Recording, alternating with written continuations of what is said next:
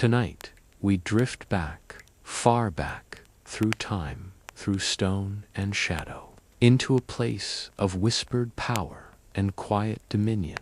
A city within a city, a nation within a nation, a secret within a secret, the Vatican. So small it can be crossed in less than 10 minutes on foot, and yet its reach has stretched across continents, across centuries, across minds and empires. It is more than a church, it is more than a symbol. It is a fortress of influence, a keeper of forgotten truths, a guardian of pages the world was never meant to read. Before you settle in, if you enjoy these tales, consider liking the video and drop a comment below. Where are you listening from, and what's the time where you are?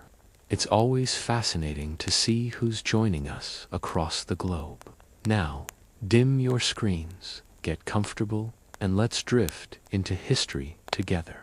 Tonight, we follow the scent of parchment and incense beneath marble domes and iron keys to discover the hidden stories, the ones carved not in stone but buried in silence. Through the bloodlines of popes and emperors, through the rooms where secrets were written and rewritten, through the fires that burned books instead of lighting candles, together we'll explore what was never meant to be known. This is the secret history of the Vatican. Let's begin. Before the marble, before the keys of St. Peter, before the crimson robes and stained glass, the Vatican was not a city, it was a hill, a quiet slope on the west bank of the Tiber River, outside the sacred heart of ancient Rome, a place the Romans once feared. They called it the Ager Vaticanus, the Vatican Field, and in its earliest years it was a land of mystery and death, not hallowed, not holy, but haunted. In pre-Christian Rome, the Vatican Hill was considered inauspicious, a place where omens whispered rather than sang. The air felt strange, thick, as if something waited there. It was not where emperors built villas. It was where the unwanted were buried. Cemeteries lined the hillside, necropolized cities of the dead stretching toward the river. Pagan tombs, mausoleums, and sarcophagi dotted the land, their inscriptions worn by wind and time. The Vatican was not the cradle of Christian power. It was a graveyard. And yet it was here, of all places, that Christianity would plant its deepest roots. The story begins with a man, not a king, not a general, a fisherman. According to Christian tradition, it was on this very hill that St. Peter, apostle of Jesus, the first bishop of Rome, was crucified upside down during the reign of Emperor Nero. The year was 64 CE. Rome had burned, and someone needed to be blamed. Christians were still a fringe sect, small, strange, dangerous, and Peter, seen as one of their leaders, was made an example. They say he was buried near the spot of his execution, quietly, without ceremony. No cathedral, no tomb, just earth over bone. But word spread, decades passed, and slowly whispers turned into pilgrimage. That grave, ordinary and unmarked, began to draw people. A site of execution became a place of memory. A place of pain became a place of worship. The Vatican Hill, once feared, was changing. Fast forward nearly 250 years, Christianity, once outlawed and hunted, was rising rapidly. And at the center of that rise stood Emperor Constantine the Great. He was not baptized until his deathbed. He was not a saint, but he was a strategist. Constantine saw Christianity not just as a faith, but as a tool, a unifying force, a system of control that could stabilize an empire falling into disarray. So, in the early 4th century, he issued the Edict of Milan, legalizing Christianity throughout the Roman Empire. And to seal his support, he built a church, a great church, not in the Roman Forum, not near the Capitoline Hill, but over that humble grave of a fisherman, buried long ago on the Vatican Hill.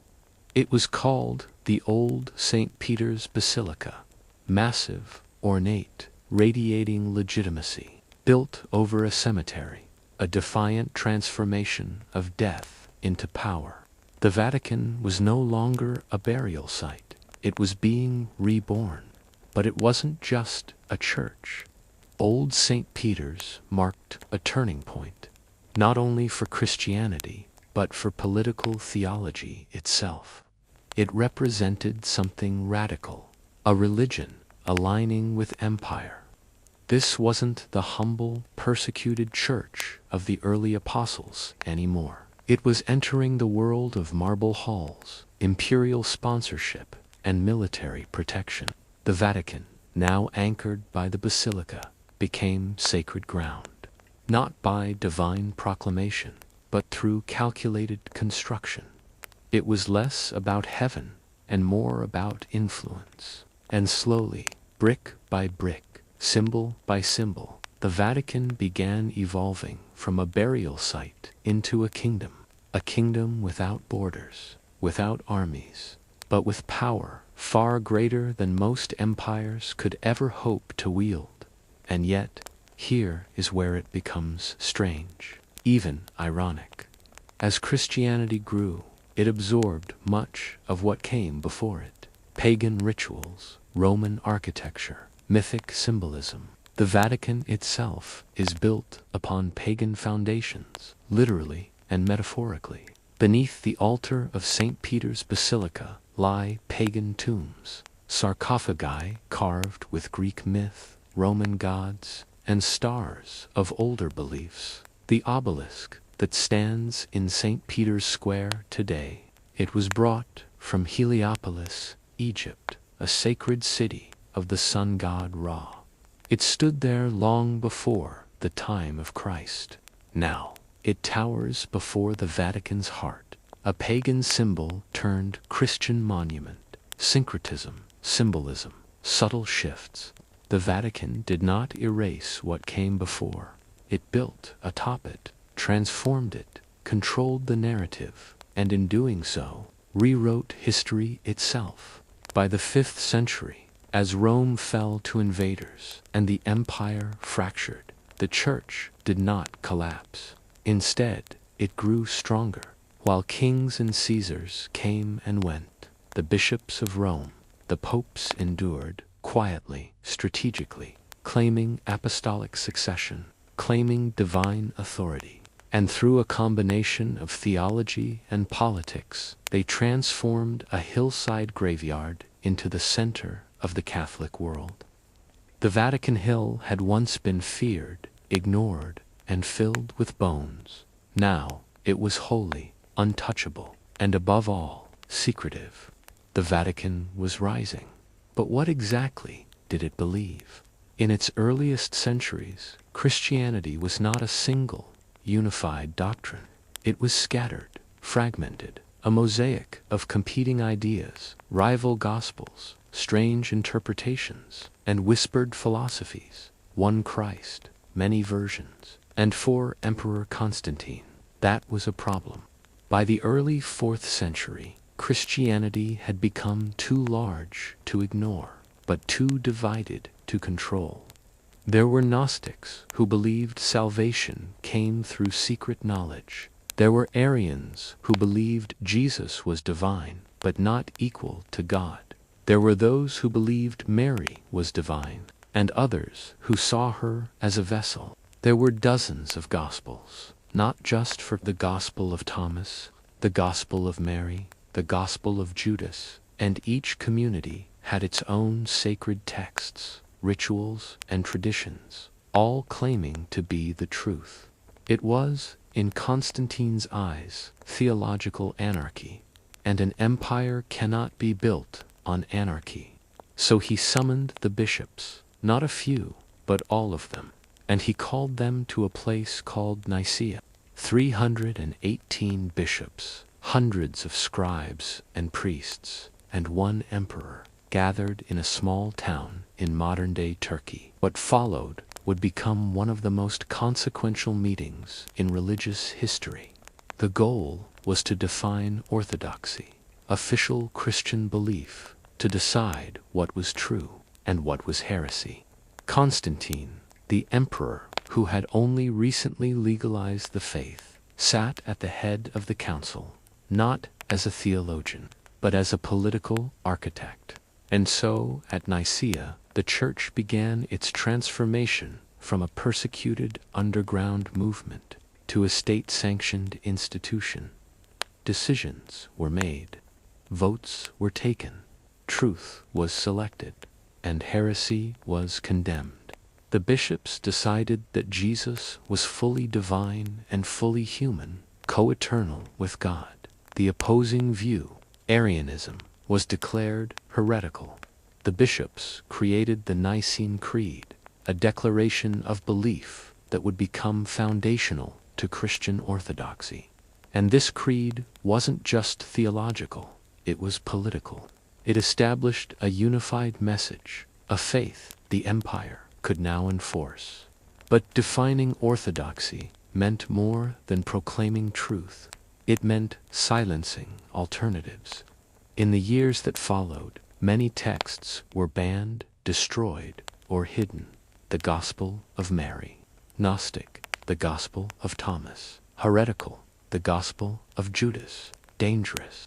They were excluded from what would become the canonical Bible. Books that had once been read in churches were now forbidden. The church's library was being edited ruthlessly, and thus began a centuries-long campaign of theological censorship, a quiet war on dissenting texts, not through fire and violence, not yet, but through exclusion, through silence. And where were these lost texts stored?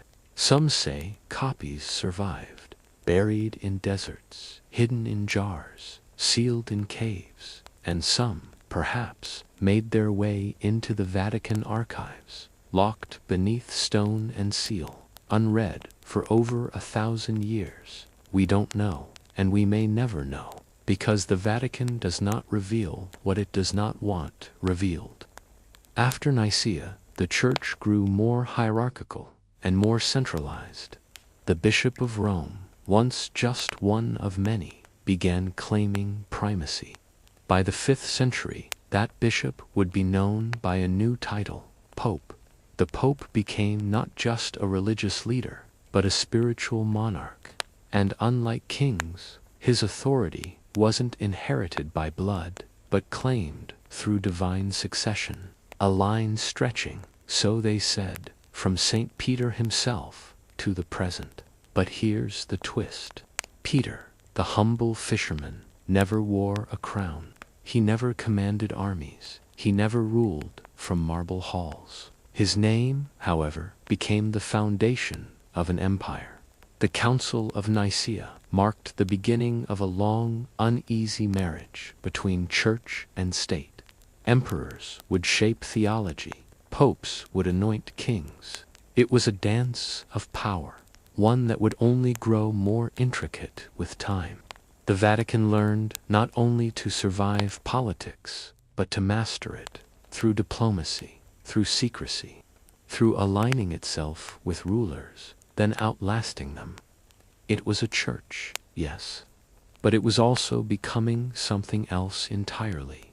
A kingdom without borders, a power without armies, a throne without a sword. From Nicaea onward, the Church began developing the traits we now associate with the Vatican today: centralized authority, controlled knowledge, suppression of dissent, strategic silence, and political survival. The seeds of the Vatican's secretive nature weren't sown in darkness. They were sown in councils, in scrolls, in decisions made not for faith, but for control. And yet, in spite of it all, people believed. They followed and prayed. They gave their lives to the Church, not because it was perfect, but because it was powerful, enduring, and sacred.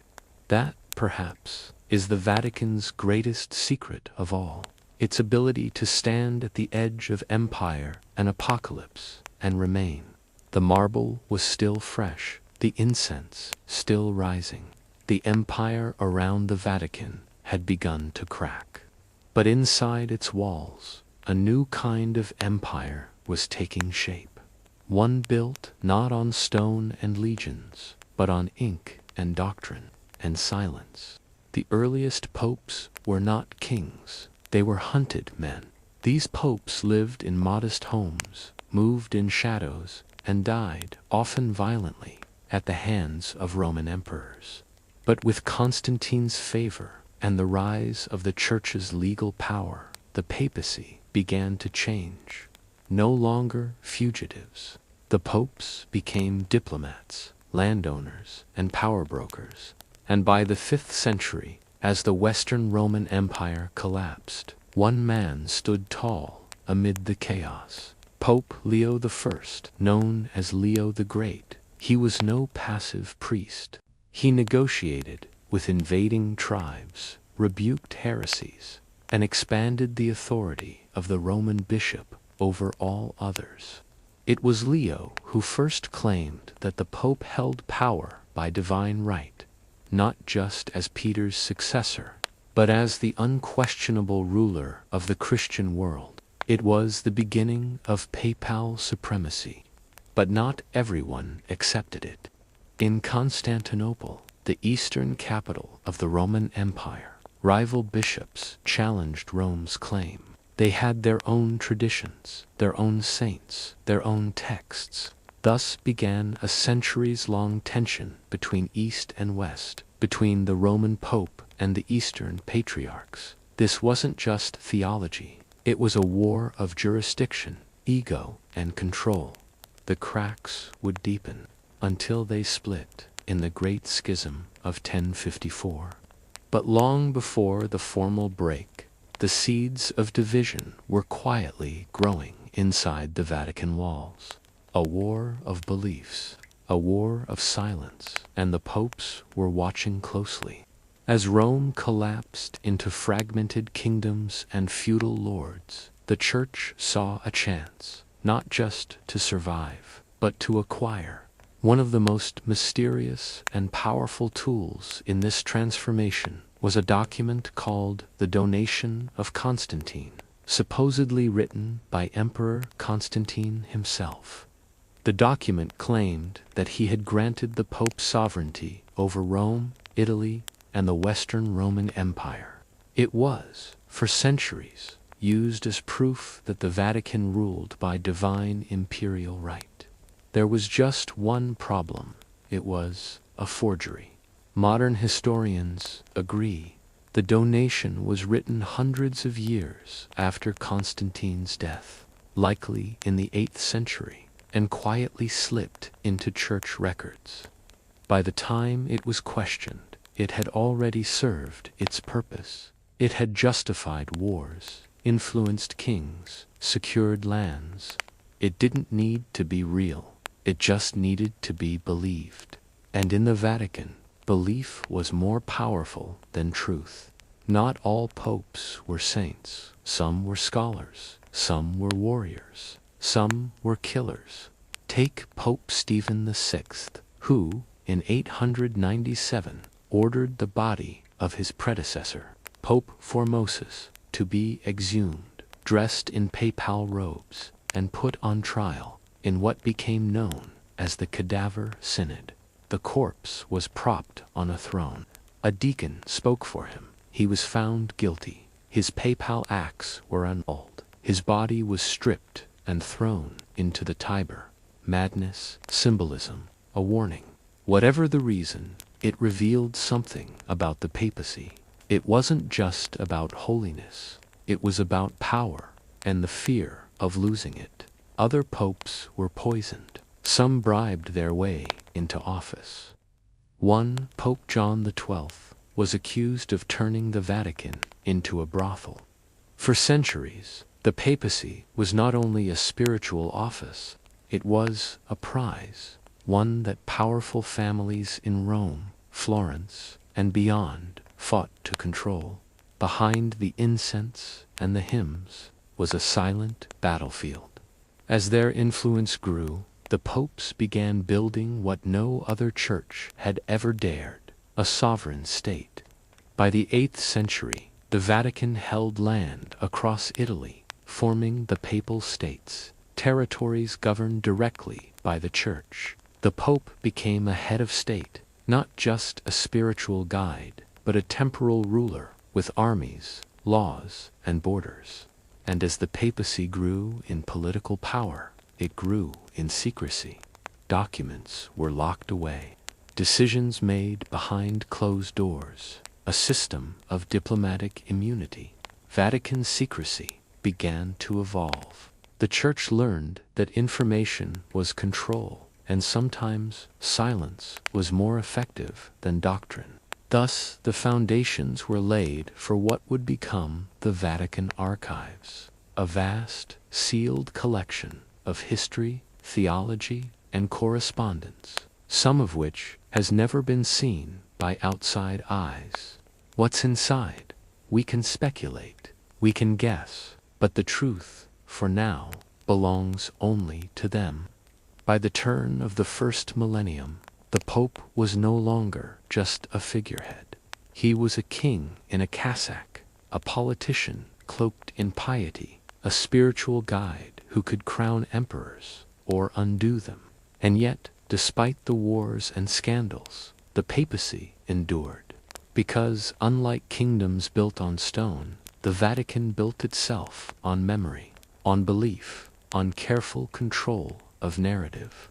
The early popes learned how to shape history as it was happening, to choose what was preserved and what was buried, to decide who was holy and who was forgotten. The world outside the Vatican would rise and fall, but inside, the shadows stayed the same. Behind a locked bronze door, beneath a frescoed ceiling and layers of time, lies a world no camera can capture. Welcome to the Vatican's secret archives, 53 miles of shelving, over 12 centuries of hidden history, and almost no one ever gets in. The Archivum Secretum Vaticanum, as it was once officially known, is not a library. It's a vault, a collection so vast and secretive that only a handful of researchers are granted access each year, and even then, only to pre-approved documents with strict rules. No smartphones, no photography, no unmonitored time. To enter, you need credentials, purpose, and Vatican permission, and even if you get in, you'll barely scratch the surface. Only a fraction of the archive has ever been read.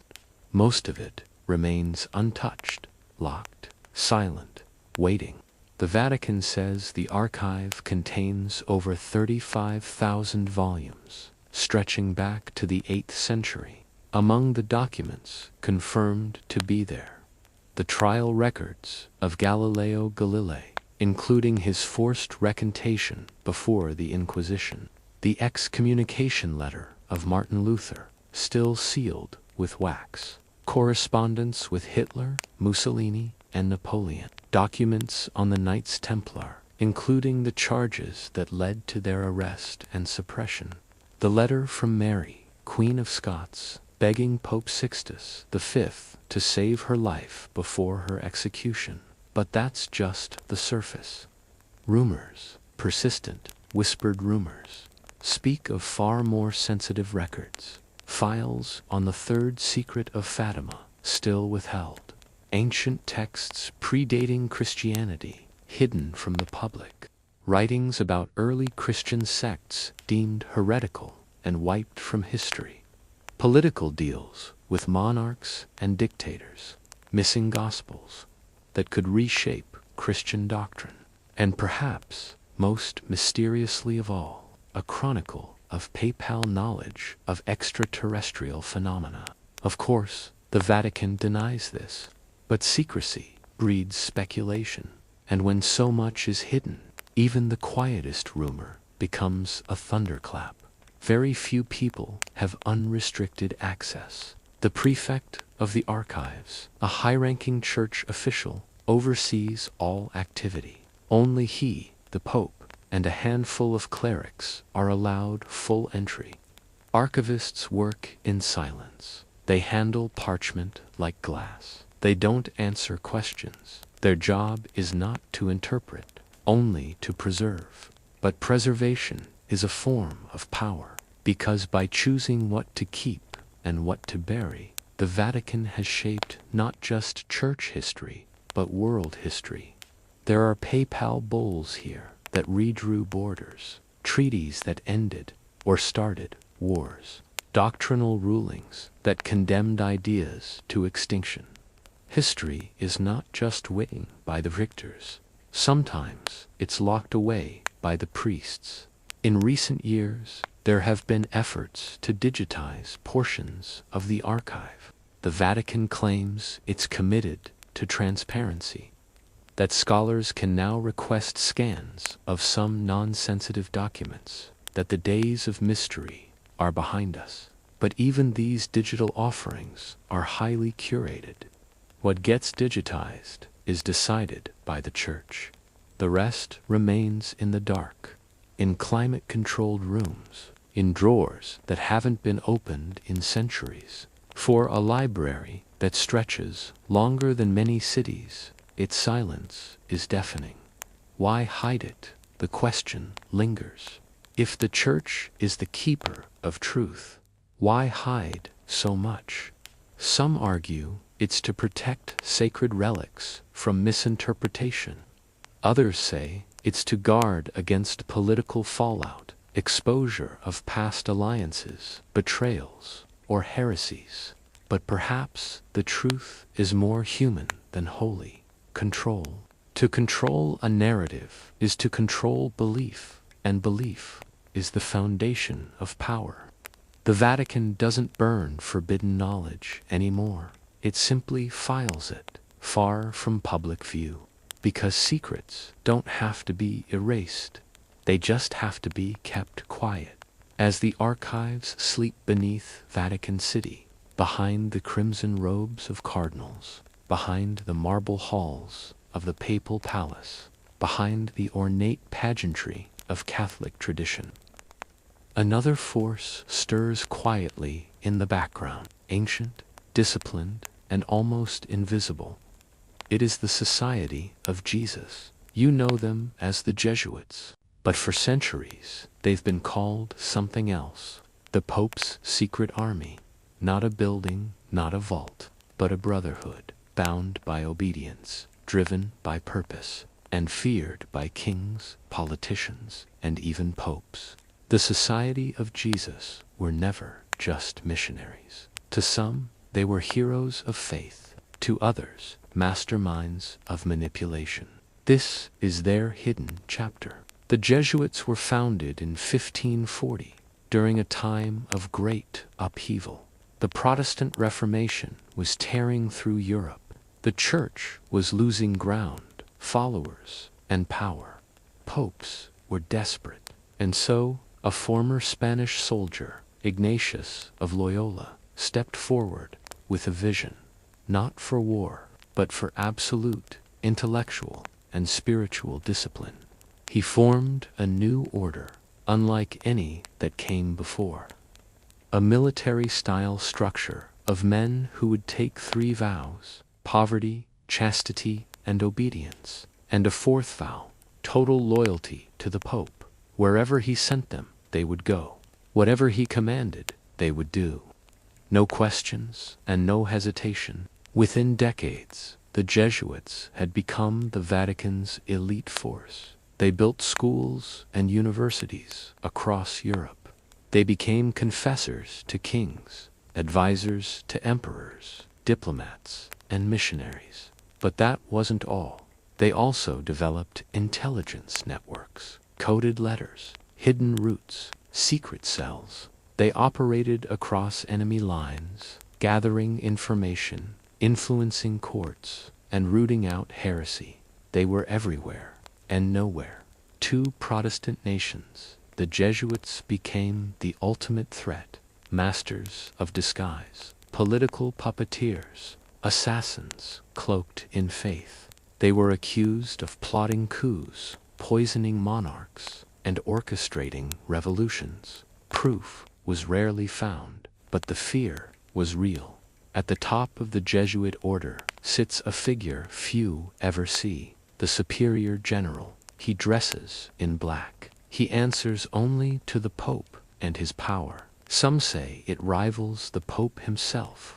That's why, in whispers, he's called the Black Pope. He doesn't give mass. He gives orders. He doesn't stand at the altar. He moves behind the thrones, while the Pope blesses the crowds in St. Peter's Square.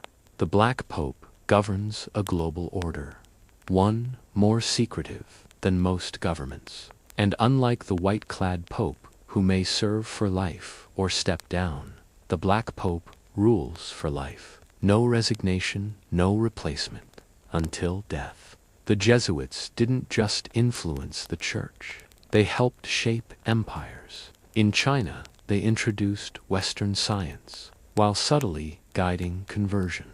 In South America, they built entire communities, reductions, where indigenous people were protected, educated, and converted.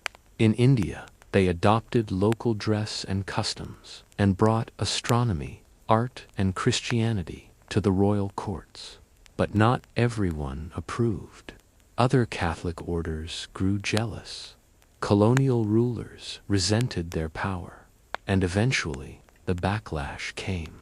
In 1773, under pressure from kings and queens across Europe, Pope Clement XIV did something unthinkable. He suppressed the Jesuits, declared them disbanded, closed their schools, seized their assets, dismantled their leadership. The Vatican's most powerful secret weapon was neutralized, but not for long. In 1814, the order was restored, quietly, strategically, and it returned with even greater focus. Today, the Jesuits operate in over 100 countries. They run prestigious universities, teach philosophy and science, advise on diplomacy, and yes, they still take that fourth vow, to serve the Pope, to protect the Church, and, perhaps, to steer its future. The death of a Pope plunges the Vatican into silence. Bells toll, drapes turn purple. The Swiss Guard lowers its weapons, and behind closed doors, the most secretive election on earth begins. No campaign, no debates, no media, just 120 men locked in a chapel, asked to choose the next voice of God. The word conclave comes from Latin, cum clave, with a key, because cardinals are quite literally locked inside the Vatican until they agree on a new pope. The tradition began in the 13th century, after a papal election dragged on for nearly 3 years. Frustrated citizens of Viterbo, the hosting city, took drastic measures. They locked the cardinals in, removed the roof, and put them on a diet of bread and water. It worked. A new pope was chosen. And ever since, secrecy and seclusion have defined the process.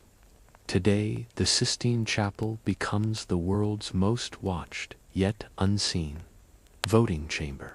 No phones, no electronics, no communication with the outside world. Before entering, cardinals swear solemn oaths to protect the Church, to obey divine will, and to keep silence forever.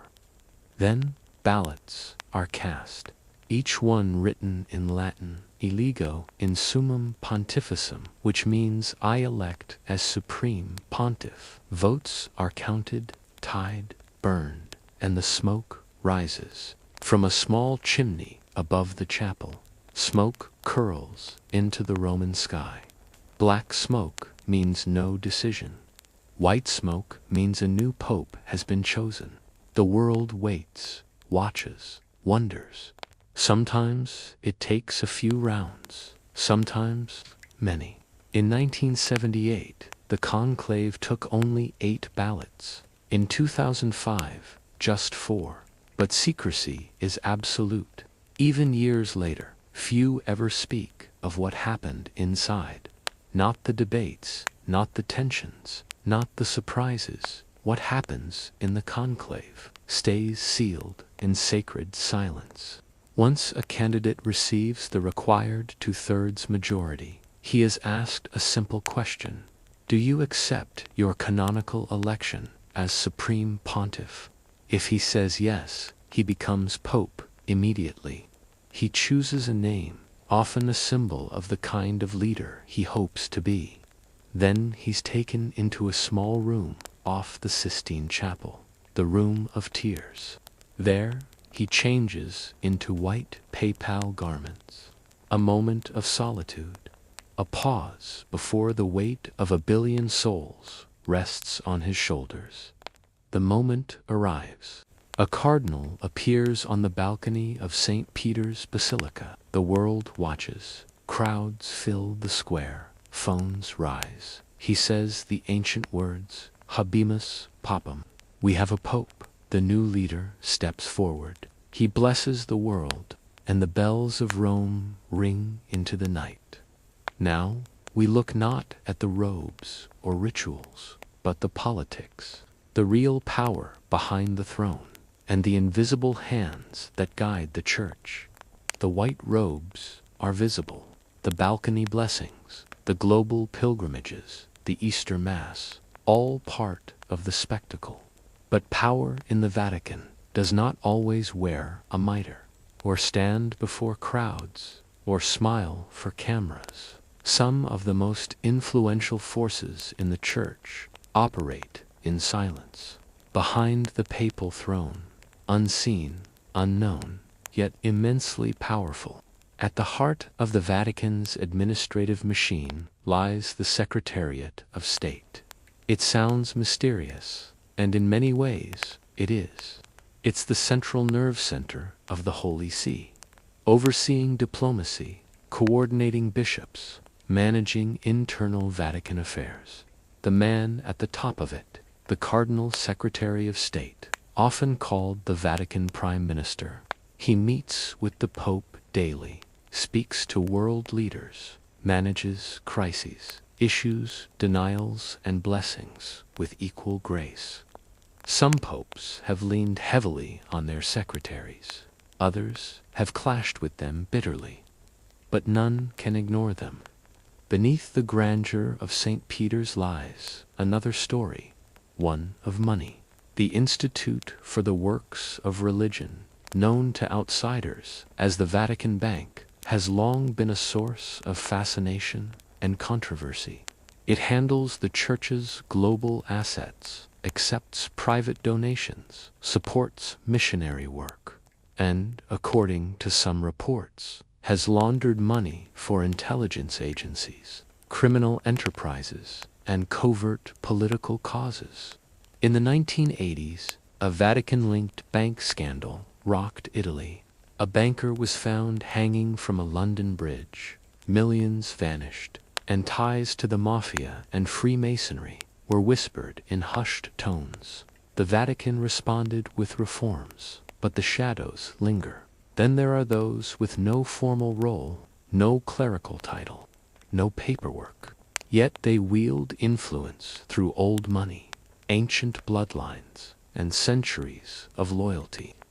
They're known as the Gentilimini di Sua, the gentlemen of His Holiness. Elite laymen who accompany popes, arrange high-level meetings, and sometimes act as quiet envoys. They are often invisible to the public, but within the marble walls they are known and respected. Add to that a global army of bishops, diplomats, archivists, spies, and protectors, many trained by the Jesuits, some recruited young, others brought in for specific purposes. Over time, a vast invisible network has emerged, not a conspiracy in the cinematic sense, but a lattice of loyalty, a culture of secrets, and a shared mission to preserve the Church, no matter the cost. In the Vatican, power is layered. It is ceremonial and strategic, holy and political. And often it is held by those you will never see, never hear, never know. Now we descend into the heart of mystery, a place few have entered, a vault beneath centuries of stone, somewhere beneath Rome, beneath the echo of Mass, beneath the footsteps of tourists and the sweeping silence of Vatican halls, lies a vault, not of gold, not of jewels, but of secrets. It's called the Archivum Secretum Apostolicum Vaticanum, the Vatican's secret archives. The word secretum doesn't mean sinister. It simply means private. But in truth, this collection of documents, letters, transcripts, and decrees is more than private. It is one of the most closely guarded historical repositories on Earth. It stretches across more than 50 miles of shelving, containing over 35,000 volumes, dating back over 1,200 years, and very little of it has ever been seen by the public. Within these walls may lie the original papal bulls that excommunicated kings, letters between Michelangelo and the Vatican during the building of the Sistine Chapel, the transcripts from the trial of Galileo, documents relating to the Inquisition, correspondence with emperors, czars, and dictators, and possibly records about early Christian history that contradict modern doctrine. What lies in the uncatalogued vaults remains a mystery. Rumors swirl. Some say there are letters from Jesus, apostles lost to time, or scrolls recovered from the Library of Alexandria. Others whisper of ancient pagan rituals, absorbed and hidden by early church leaders, and of proof that aspects of the Bible were revised over time to fit political needs. None of this is proven, but none of it is impossible. One of the few secrets revealed was the trial of Galileo. In 1633, the Church condemned him for claiming that the earth revolved around the sun, a direct contradiction of Scripture at the time. The transcript, hidden for centuries, shows the tension between science and dogma, between truth and control.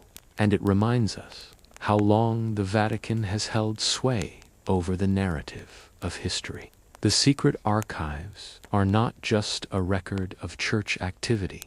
They are a record of humanity, its wars, its beliefs, its struggles with power and morality. What secrets lie in the sealed letters? What names are protected within those pages? What truths have yet to be uncovered?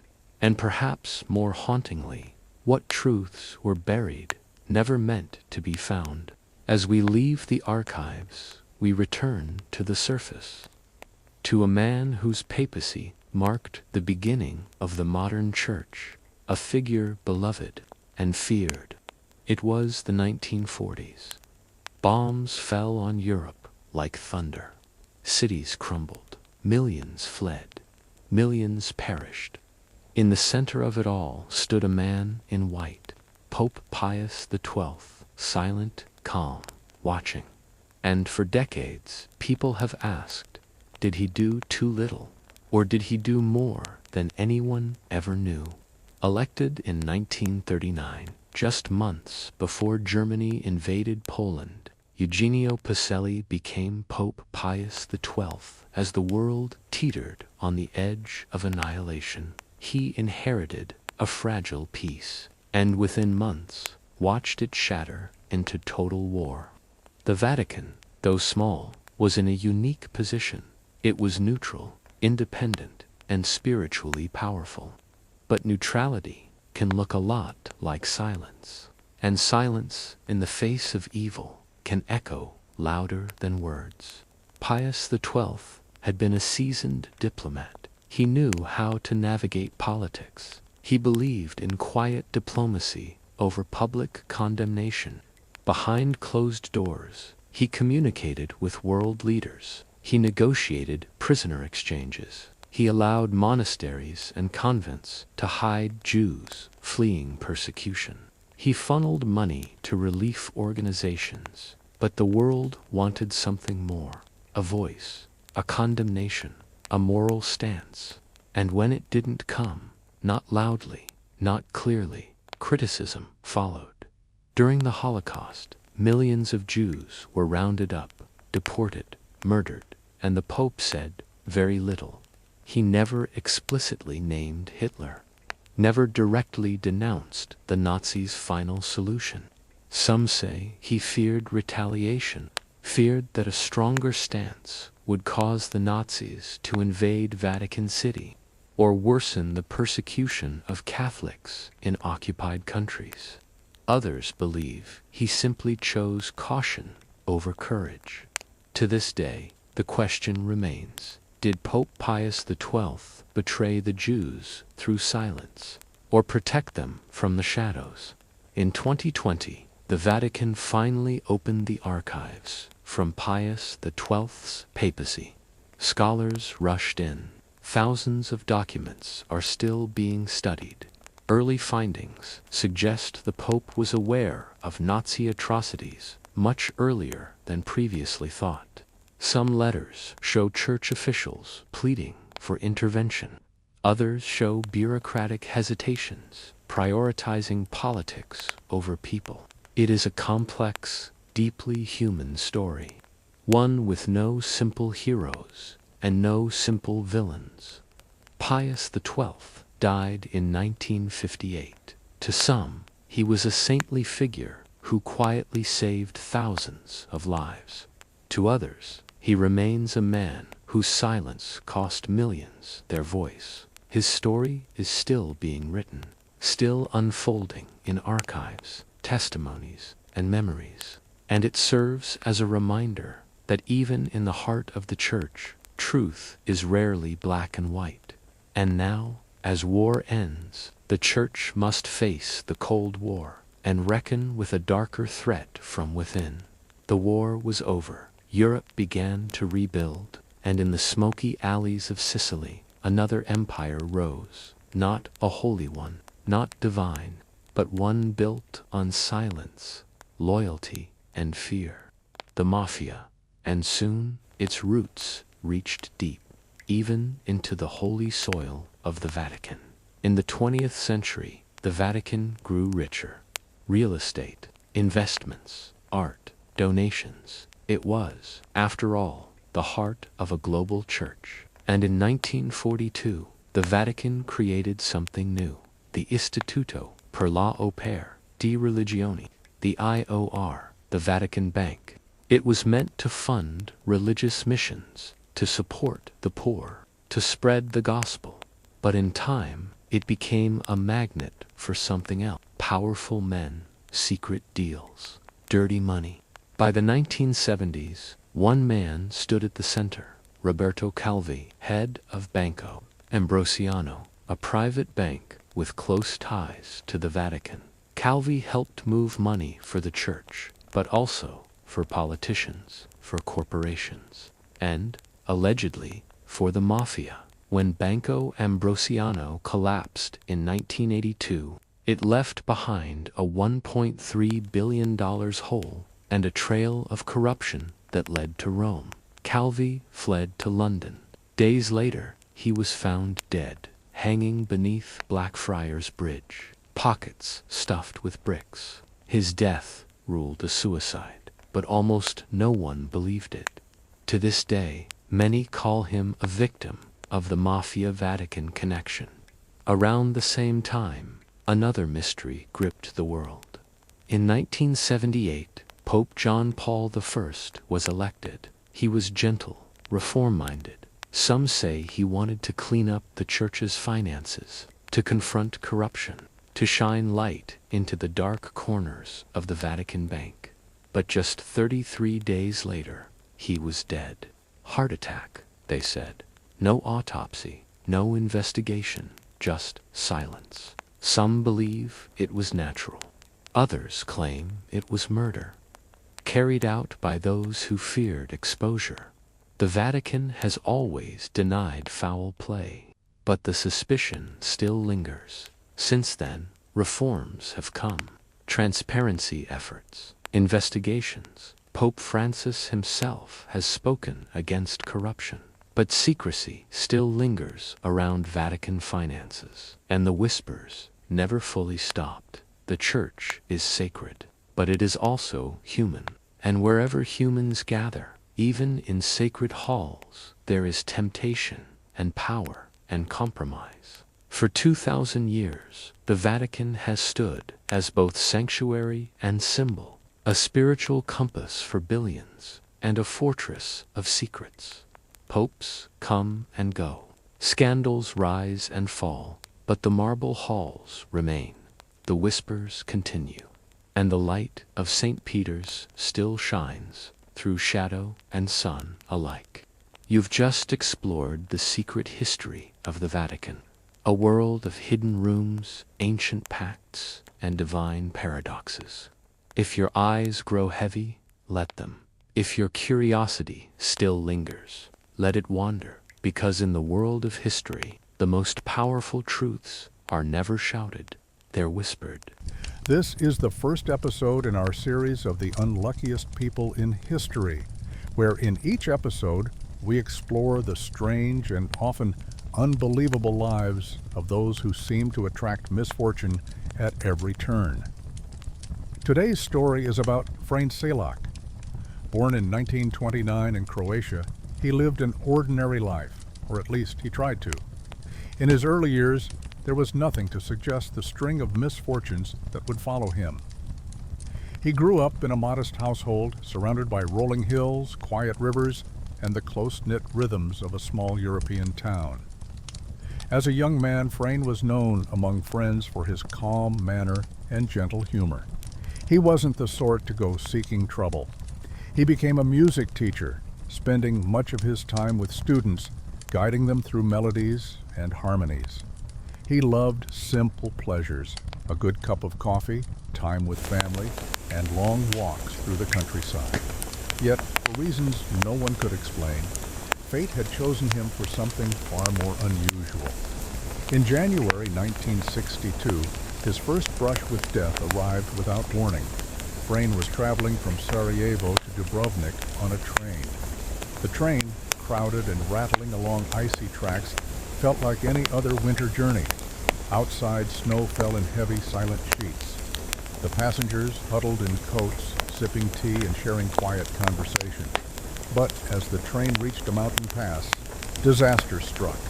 The icy rails sent it skidding, and in a sudden, bone-jarring moment, the carriages plunged off the track, tumbling into the frigid river below. The shock of the cold water stole the breath from his lungs. Metal groaned and twisted as water flooded the compartments. Dozens of passengers were trapped. Frane managed somehow to break a window and pull himself free, thrashing through the freezing current until he reached the shore. His fingers were numb, his vision blurred, but he was alive. That day, 17 people died in the river, but Frane, soaked and shivering, staggered up the bank. The first of many times he would walk away from disaster when others could not. At the time, he didn't know it was only the beginning. And a year later, in 1963, Frane found himself in another situation where the odds seemed impossible. This time, he was far from the icy rivers of Croatia. He was high above the clouds. He had never been fond of flying. There was something about the hum of the engines, the way the world dropped away beneath the window, that left him uneasy. But travel was necessary, and so, reluctantly, he boarded a small plane bound for Rijeka. The aircraft was a modest propeller-driven model, the kind that carried only a handful of passengers. The weather was clear, the sky calm. Inside, there was polite conversation, the occasional rattle of a coffee cup against its saucer. Everything seemed routine. Then, somewhere over the mountains, the right engine gave a cough, a sound so small and strange that at first no one reacted. But a moment later, there was a second cough, then silence. the propeller stilled. In seconds, the cabin filled with panic. The pilot's voice crackled over the intercom, sharp and tense. A sudden gust jarred the plane, and the fuselage groaned under the strain. Without warning, a door near the rear of the plane blew open. The wind was a screaming wall of cold, and in that chaos, Frayne was pulled from his seat. Thrown into the open air, he didn't remember the fall in detail, only flashes, the blur of the horizon spinning, the feeling of weightlessness, the certainty that this was the end. But fate intervened in the strangest way.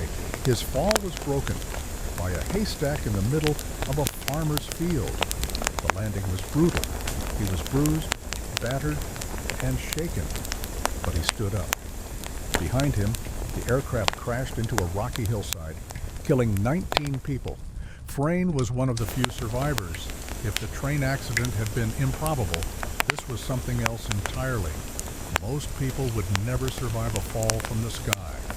But for Frayne Selig, fate had decided otherwise.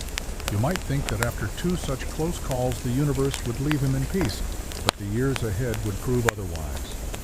In 1966, while driving along a narrow mountain road, Frayne's car suddenly lost control. The brakes failed without warning, and the vehicle veered into the guardrail.